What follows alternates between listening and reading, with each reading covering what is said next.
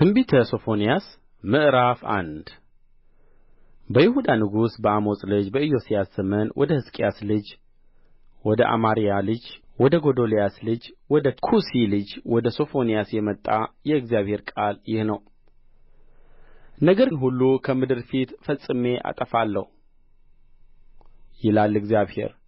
ሰውንና እንስሳን አጠፋለሁ፣ የሰማይን ወፎችና የባሕርን ዓሦች ማሰናከያንም ከኃጢአተኞች ጋር አጠፋለሁ። ሰውንም ከምድር ፊት እቈርጣለሁ ይላል እግዚአብሔር። እጄንም በይሁዳ ላይ በኢየሩሳሌምም በሚኖሩት ሁሉ ላይ እዘረጋለሁ። ከዚህም ስፍራ የበኣልን ቅሬታና የጣዖታቱን ካህናት ስም አጠፋለሁ። በሰገነትም ላይ ለሰማይ ሠራዊት የሚሰግዱትን በእግዚአብሔርና በንጉሣቸው በሚልኮም ምለው የሚሰግዱትን እግዚአብሔርንም ከመከተል የተመለሱትን እግዚአብሔርንም ያልፈለጉትንና ያልጠየቁትን አጠፋለሁ። የእግዚአብሔር ቀን ቀርቦአልና እግዚአብሔር መሥዋዕትን አዘጋጅቶአልና የጠራቸውንም ቀድሶአልና በጌታ በእግዚአብሔር ፊት ዝም በሉ።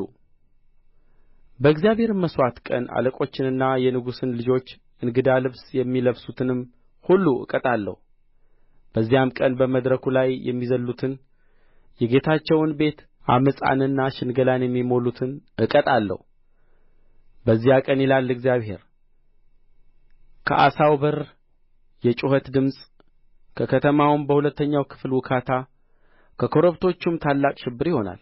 እናንተ በመክቴሽ የምትኖሩ ሆይ የከነዓን ሕዝብ ሁሉ ጠፍተዋልና ብርም የተሸከሙ ሁሉ ተቈርጠዋልና አልቅሱ።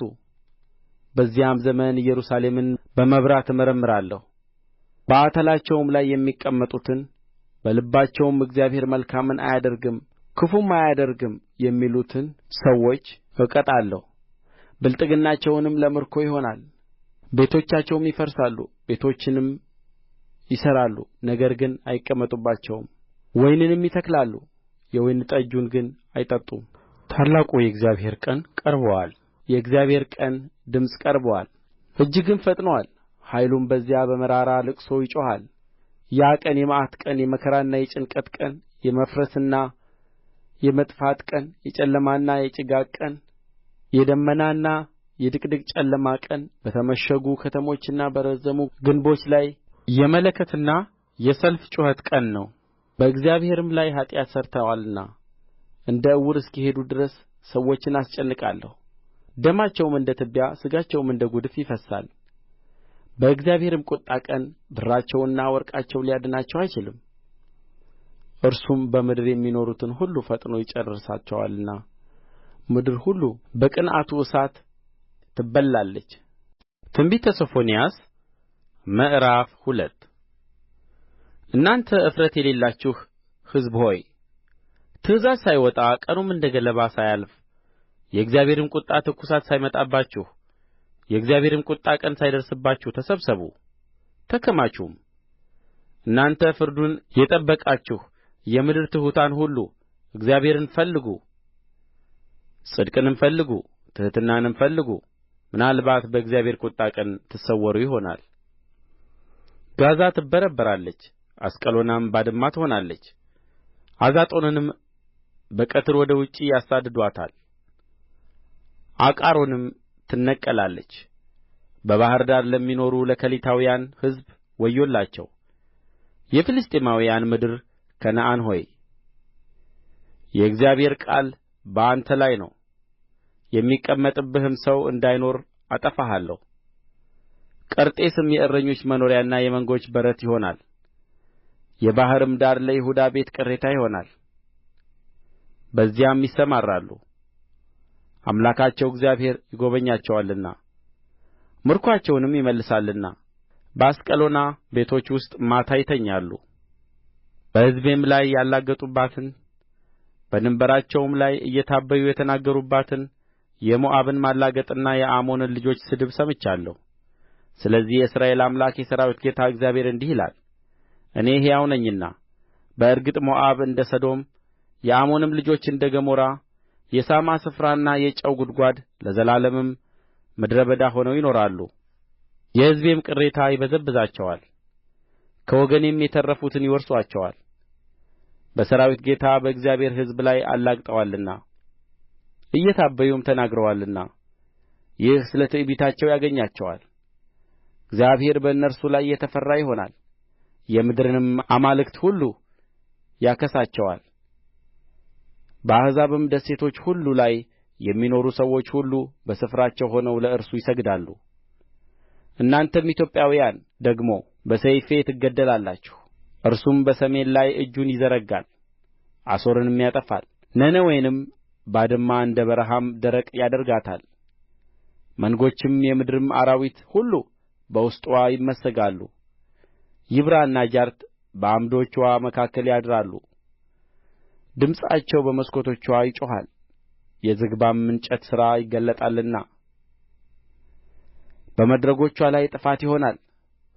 ተዘልላ የተቀመጠች በልብዋም እኔ ነኝ ከእኔም በቀር ሌላ የለም ያለች ደስተኛይቱ ከተማ ይህች ናት። አራዊት የሚመሰጉባት ባድማ እንዴት ሆነች! በእርስዋ መካከል የሚያልፈው ሁሉ እጁን እያወዛወዘ ያፍዋጫል። ትንቢተ ሶፎንያስ ምዕራፍ 3 ለዓመፀኛይቱና ለረከሰች ለአስጨናቂይቱም ከተማ ወዮላት! ድምፅን አልሰማችም፣ ተግሣጽንም አልተቀበለችም፣ በእግዚአብሔርም አልታመነችም፣ ወደ አምላክዋም አልቀረበችም። በውስጥዋ ያሉ አለቆችዋ እንደሚያገሡ አንበሶች ናቸው። ፈራጆችዋም እስከ ነገ ድረስ ምንም እንደማያስቀሩ እንደ ማታ ተኵላዎች ናቸው። ነቢያቶችዋ ቅሌታሞችና ተንኰለኞች ሰዎች ናቸው። ካህናቶችዋም መቅደሱን አርክሰዋል፣ በሕግም ላይ ግፍ ሠርተዋል። እግዚአብሔር በውስጥዋ ጻድቅ ነው፣ ክፋትን አያደርግም።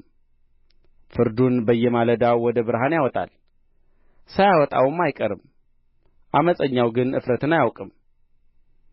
አሕዛብን አጥፍቻለሁ፣ ግንቦቻቸው ሁሉ ፈርሰዋል። መንገዳቸውን ማንም እንዳያልፍባት ምድረ በዳ አድርጌአለሁ። ከተሞቻቸውም ማንም እንዳይኖርባቸው አንድስ እንኳ እንዳይቀመጥባቸው ፈርሰዋል። እኔም ይፈሩኛል፣ ተግሣጽንም ይቀበላሉ። ካዘዝኋትም ሁሉ ከዓይንዋ ምንም አይጠፋም ብዬ ነበር። እነርሱ ግን በማለዳ ተነሥተው ድርጊታቸውን ሁሉ አረከሱ። መዓቴንና የቍጣዬን ትኵሳት ሁሉ አፈስስባቸው ዘንድ ፍርዴ አሕዛብን ለመሰብሰብ መንግሥታትንም ለማከማቸት ነውና ምድርም ሁሉ በቅንዓቴ እሳት ትበላለችና ስለዚህ ለመበዝበዝ እስከምነሣበት ቀን ድረስ ጠብቁኝ ይላል እግዚአብሔር። በዚያን ጊዜም አሕዛብ ሁሉ አንድ ሆነው እግዚአብሔርን ያገለግሉት ዘንድ ስሙን እንዲጠሩ ንጹሕን ልሳን እመልስላቸዋለሁ። ከኢትዮጵያ ወንዞች ማዶ የሚማልዱኝ የተበታተኑት ሴቶች ልጆቼ ቍርባኔን ያመጡልኛል። በዚያን ጊዜ እየታበዩ የሚፎክሩትን ከመካከልሽ አወጣለሁና አንቺም በቅዱሱ ተራራዬ ዳግመኛ አትኰሪምና በዚያ ቀን በእኔ ላይ ተላልፈሽ በሠራሽው ሥራ ሁሉ አታፍሪም። በመካከልሽም የዋህና ትሑት ሕዝብን አስቀራለሁ፣ በእግዚአብሔርም ስም ይታመናሉ። የእስራኤል ቅሬታ ኃጢአትን አይሠሩም፣ ሐሰትንም አይናገሩም፣ በአፋቸውም ውስጥ ተንኰለኛ ምላስ አይገኝም። እነርሱም ይሰማራሉ ይመሰጉማል፣ የሚያስፈራቸውም የለም። የጽዮን ልጅ ሆይ ዘምሪ፣ እስራኤል ሆይ እልል በል። የኢየሩሳሌም ልጅ ሆይ በፍጹም ልብሽ ሐሤት አድርጊ፣ ደስም ይበልሽ። እግዚአብሔር ፍርድሽን አስወግዶአል፣ ጠላትሽንም ጥሎአል። የእስራኤል ንጉሥ እግዚአብሔር በመካከልሽ አለ። ከእንግዲህም ወዲህ ክፉ ነገርን አታይም። በዚያን ቀን ለኢየሩሳሌም ጽዮን ሆይ አትፍሪ፣ እጆችሽም አይዛሉ። አምላክሽ እግዚአብሔር በመካከልሽ ታዳጊ ኃያል ነው። በደስታ በአንቺ ደስ ይለዋል፣ በፍቅሩም ያርፋል፣ በእልልታም በአንቺ ደስ ይለዋል ይባላል። ከጉባኤው ርቀው የሚያዝኑትን ከአንቺም የሆኑትን እሰበስባለሁ። ስድብ እንደ ሸክም ከብዶባቸው ነበር። በዚያን ዘመን እነሆ ባስጨነቁሽ ሁሉ ላይ አደርግባቸዋለሁ። አንካሳይቱንም አድናለሁ፣ የተጣለችውንም እሰበስባታለሁ። ባፈሩባትም ምድር ሁሉ ላይ ለምስጋናና ለከበረ ስም አደርጋቸዋለሁ። በዚያን ዘመን አስገባችኋለሁ፣ በዚያም ዘመን እሰበስባችኋለሁ።